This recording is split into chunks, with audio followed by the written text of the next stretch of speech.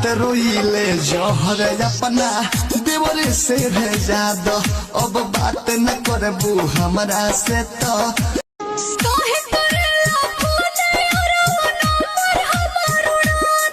दिन रात रोइले जहर अपना देवरे से भेजा दो।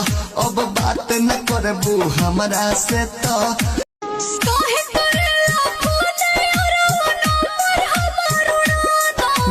रात रोइले जहर अपना देवरे से भेजा दो। अब बात न करबू हमरा से तो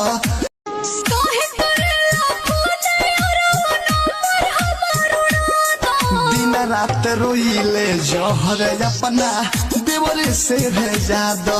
अब बात न करबू हमरा